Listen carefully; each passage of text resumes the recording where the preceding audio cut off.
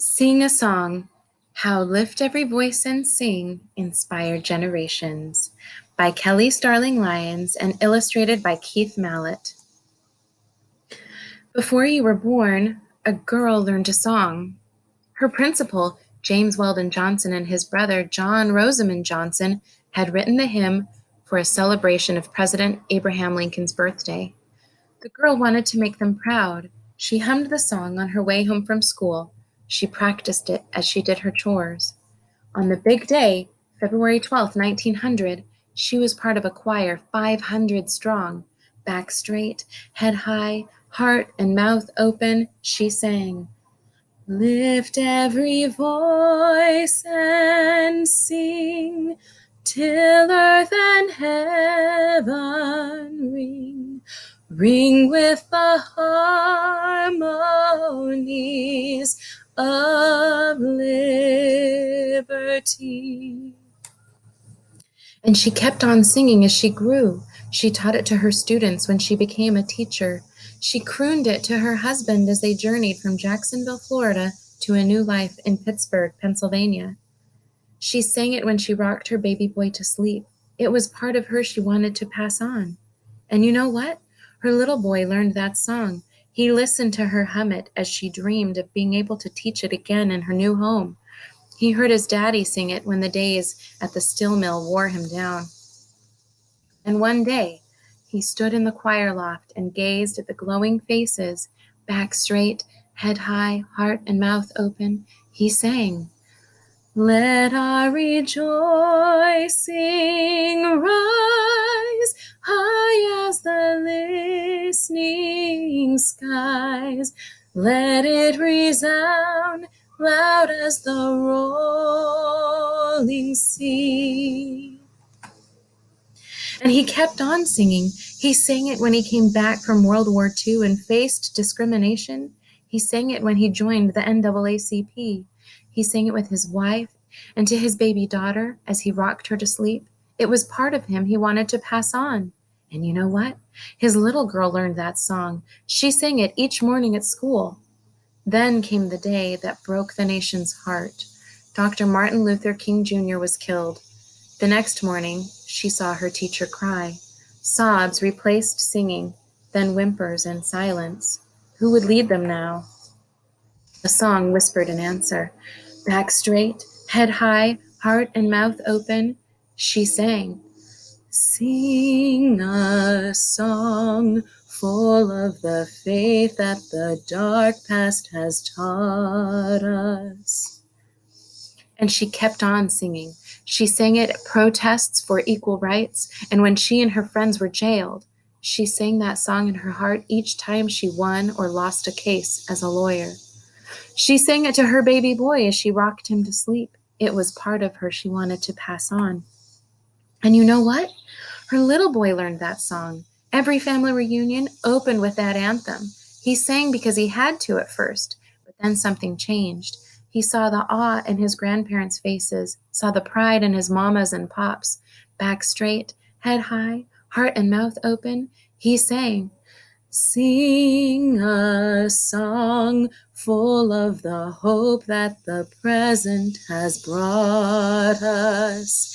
And he kept on singing. He sang it at his college graduation, and when he opened his first business, he sang it at rallies to stand up against racism. He sang it holding his wife's hand at Black History programs, and when he rocked his daughter to sleep, it was part of him he wanted to pass on. And you know what? His little girl learned that song. And on another big day, September 24th, 2016, she stood in a crowd of thousands along with her mama and daddy. President Obama, the First Lady, and generations of one family rang the freedom bell, a dream born a century ago to honor Black lives and contributions had finally come true. The National Museum of African American History and Culture was officially open. With the Washington Monument piercing the sky, that little girl stared at the bronze building, majestic as a crown, as bells around the nation tolled in triumph. She heard a voice rising too, clear and strong. It was a song she heard her parents sing. back straight, head high, heart and mouth open, she sang, facing the rising sun of our new day begun, let us march on till victory's won.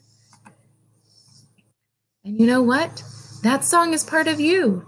Sing when you score a victory. Sing when tough times get you down. Sing and think of all the people who sang before you, who carried on and pushed forward even when everything was against them.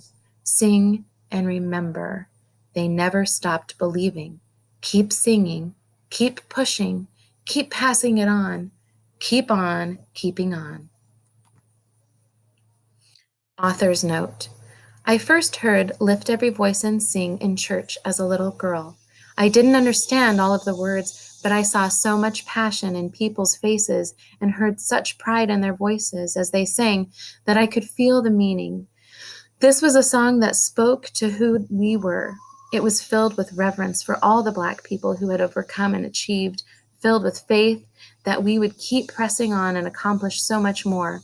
It connected us to our roots and reminded us of the strength we hold inside.